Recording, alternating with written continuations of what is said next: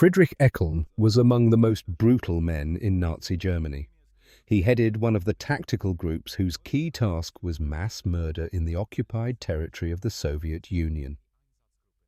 First and foremost, the Jewish population was exterminated. But Gypsies, Slavs, and in general all representatives of undesirable nationalities were also shot. The captured territories had to be cleansed of them in order to settle Germans there. Eckeln developed his own method of mass murder, which was called the Eckeln system. Friedrich Eckeln held the position of Obergruppenführer of the SS. Eckeln was with the son of a burgher who lived in a small German town. The future executioner of Nazi Germany had no secondary education, although he attended school. But in the end, he did not receive a certificate, although already in adulthood in questionnaires indicated that he had a higher education. After leaving school, Eckeln worked at a factory for several years. In 1913, he was drafted into the army. He was a participant in the First World War and even received the rank of lieutenant, as well as an award, the Iron Cross. After that, Eckeln seriously thought about becoming a professional military. But after the end of the war, this dream was not destined to be realized. He was not accepted into the military. Eckeln got married, but not very successfully. He poured alcohol into his lack of demand. He worked from time to time, but had no steady income. Then he divorced and remarried, and in 1929 began a new turn in his career. In this year, Eckeln joined the National Socialist Workers' Party. After a short time, he was assigned to do propaganda in Hanover. This took place in March 1931. Then he received the position of head of the Hanoverian SS organization. At that time, the SS was still not so many, about 200 people. On the territory of Hanover, Eckeln was instructed to create a whole SS regiment, which he successfully did. In the summer of the same year, Eckeln was given another task on the territory of Hanover. It was necessary to create another additional regiment. It was to number approximately 3,000 men. By the time Hitler came to power, the SS had already numbered about 7,000 men. Eckeln was very proud that such a number had been achieved through his efforts. In 1933, he was appointed head of the Northwestern SS Group, as well as chief of the Land Police. These positions Eckeln held until 1940, and he also had the position of Supreme Führer of Central Germany. That is, all SS branches in other regions were under his command. When World War II broke out, Eckeln joined an SS division called the Deadhead. There he commanded a battalion. The division commander liked Eckeln's diligence very much. He noted that this man was ruthless and cruel, and not only to the subjugated peoples, but also to his subordinates. However, Eckeln did not hold this position for long, and in July 1940 he was returned to the post of Führer of the police. In May 1941, Eckeln was initiated into the plan Barbarossa. Himmler himself did it. He informed Eckeln that the war with the Soviet Union would soon begin, and he would have to fulfill a very important task. The assignment was to mop up the population living in the Soviet territories. After the war between Germany and the Soviet Union began, Eckeln was given the position of head of the SS and police of the South Group. The first mass execution led by Eckeln took place in June 1941. About 20,000 people living in Kamenets-Podolsk were executed. All of them were Jews. In August of the same year, Eckeln came to Berdichev.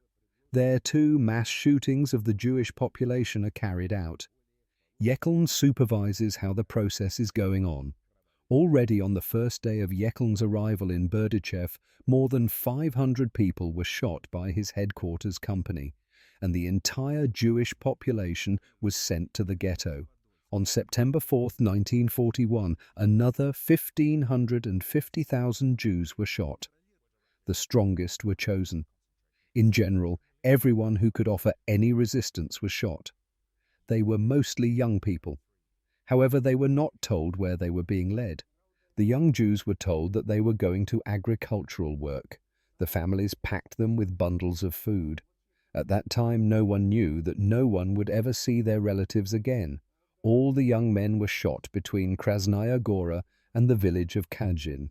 The unfortunate ones did not know to the last where they were being led. On the way, they were explained to them what they would be doing, what kind of work they would have to do. They were even told that they would be divided into groups and each group would be given a tool. The SS also promised that after the work was finished, the young men could take some potatoes with them to give to the old people who remained in the ghetto. Eckeln also supervised the massacre of Jews in Babi Yar. The inhabitants of this settlement were told that they would be relocated. They were told to take the necessary things with them. But naturally, no one was going to move them anywhere. In Babi Yar, the method of mass extermination of Eckeln, which was called sardine stacking, was used. Trenches were dug and the victims were placed there. And right in the holes they were shot. Then they'd check to see if they'd been killed and cover the bodies with earth. However, it happened that not all of them were killed at once. While still alive, they lay buried in the pits. The massacres of people on the territory of Ukraine lasted for a long time. They would have continued if Eckeln had not been appointed to a new post. He now became the top leader of the SS and also headed the police of the Reichskommissariat Ostland. At that time, there were almost 95,000 Jews living in Latvia. But after Eckeln's farming there were almost no representatives of this nation left. The extermination of Jews began even before Eckeln arrived there. The mass murder began in July 1941. Then 500 Jews were burned alive in the Great Choral Synagogue. However, when Eckeln arrived in Latvia, the count of the annihilated population reached tens of thousands of people. The mass execution took place on November 29, 1941. At that time, trenches were dug in the Rumbula forest near Riga. The Jews who lived in the Riga ghetto were driven into this forest. In one night, they killed 25,000 people. They didn't shoot at children.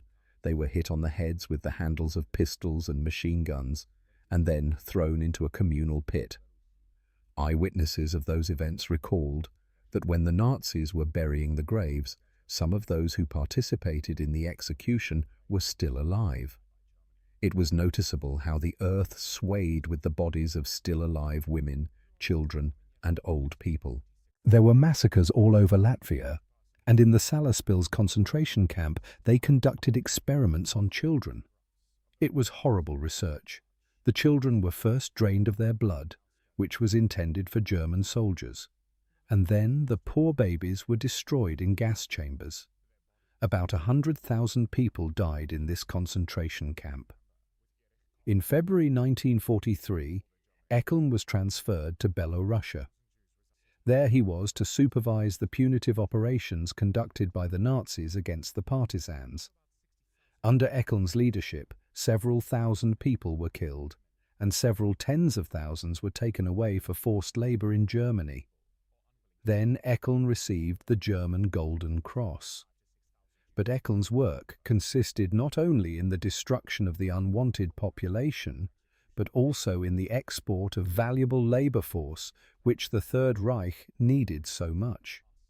And first, the inhabitants of the occupied territories were offered to voluntarily sign up for work in Germany. The plan assumed that those who would prove themselves well could then move into the category of the Germanized population. Those who refused would be forcibly sent to Germany, and the entire Baltic territory would be populated by Germans. However, there were very few volunteers, and the plans for mobilizing the workforce were very high. Therefore, People were soon forcibly taken to work in Germany. Special summonses were even created for this purpose. Those who received them had to come to the collection points from where they were already sent to Germany. The plan was to send 2,000 people. In addition, there were still factories and plants operating in the Baltics.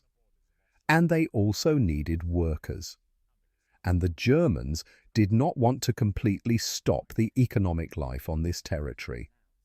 In 1944, the working population was mobilized again. At the same time, the order was given to take all valuables to East Prussia. First of all, it was necessary to transport industrial equipment.